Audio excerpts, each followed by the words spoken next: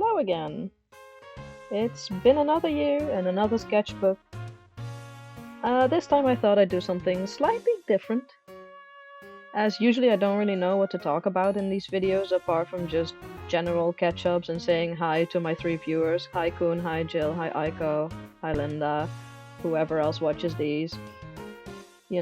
I thought this time I could maybe do something a little fun. Meanwhile, in the background I'll show some footage of my sketchbook and then just kind of take you along, I guess. Hereby I want to maybe share some tips of how to fill your sketchbook. Now, I'm by no means an authority here. I just draw, and that's all I can tell you. But I thought it would be fun to share a couple tips. I also asked around to a couple people what they had to think, or they had to bring to the table in terms of tips, but I don't know. Take these as you go. There are no rules or anything. Just things I found helpful or friends have found helpful. So, let's get into it.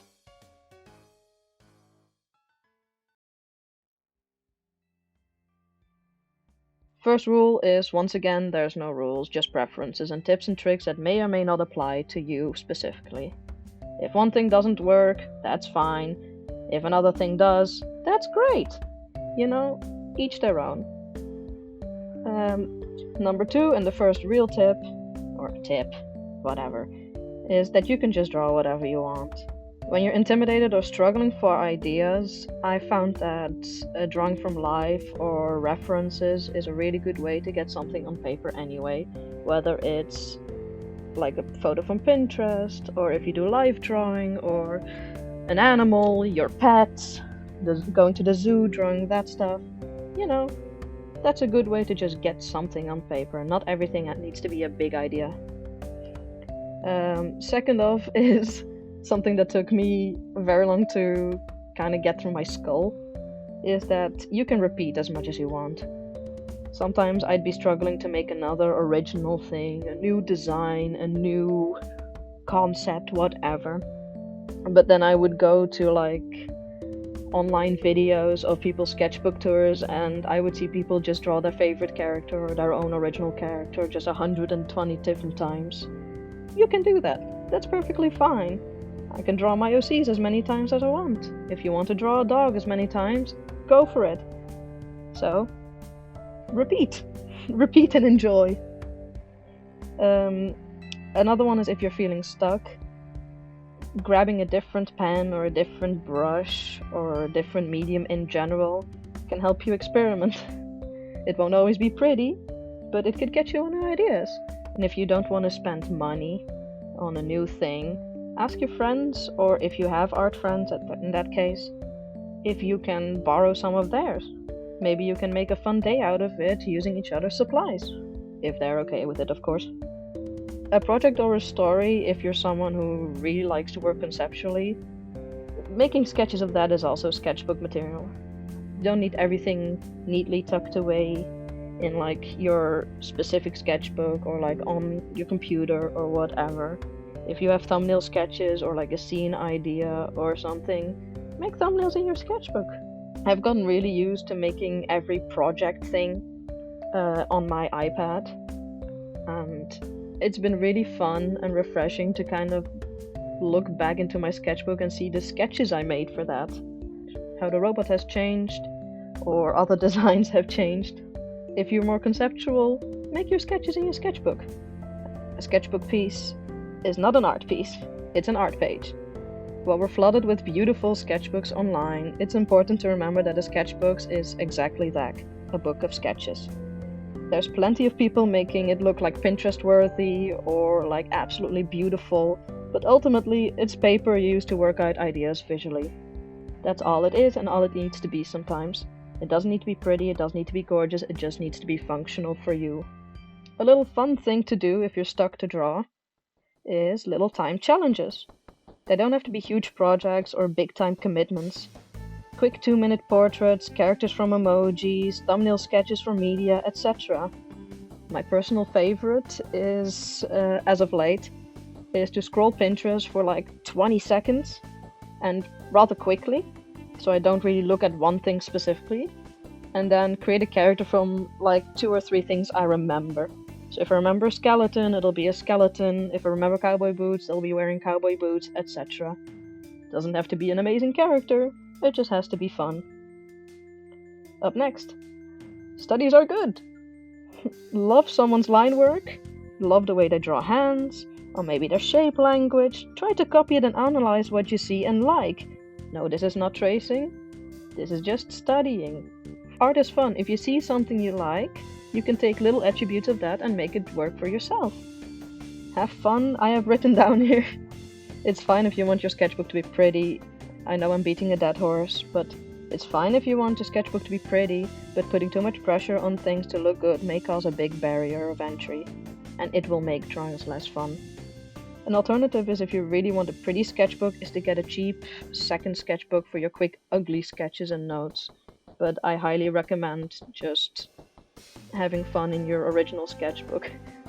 Though I will admit I also have like a crappy sketchbook where I just grab a pen and quickly jot down on paper.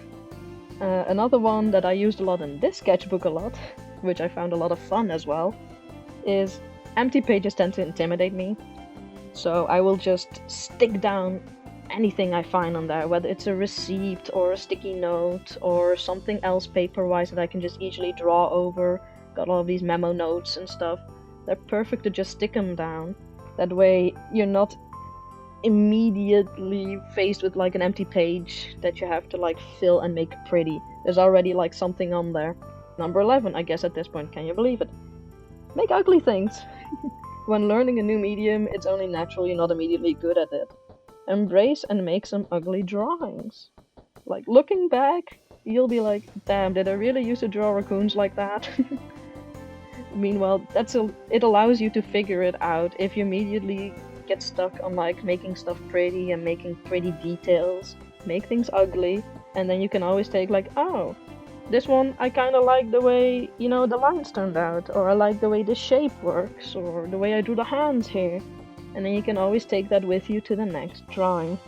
Try to draw in your sketchbook regularly. Now, I am one to talk, I feel like 1 sketchbook a year.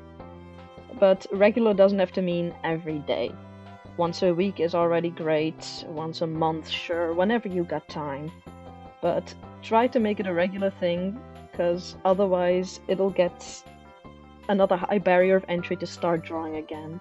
The moment you have to do it a lot, or you do it more often, it just kind of becomes standard routine to just draw whatever you can think of, instead of being faced with like, oh, here's my sketchbook, I have to make something of it. I may have to make this time count. Nah, just jot something down and go.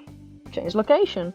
Take your sketchbook with you to a cafe, a park, or somewhere where you're comfortable enough to draw at least.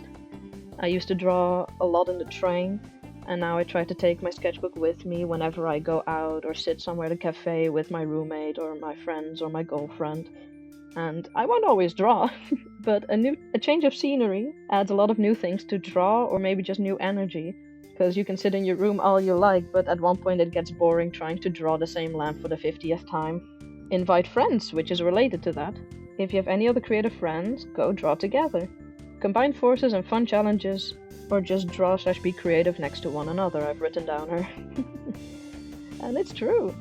Keeping each other motivated helps a lot, and seeing what other people draw can give you new ideas as well. 2 more tips to go. 15. Watch artists you usually wouldn't. There's plenty to learn from artists with different style or discipline. People get inspired by one another constantly. Don't limit yourself to just one corner of the creative spectrum. I personally learned a lot from graphic designers at one point. In my entire second year has just been like graphic design and low poly art, which I really, really liked. So look at other mediums and other corners of the internet, corner of the web. We have everything at our disposal, and see what they have to offer. I hope I have enough footage, otherwise there's gonna be B-roll on that. 16. Kinda similar as to the last tip, but for those that listen to music, listen to something new. I know Richard Williams hates music listeners. Music can lead the mind.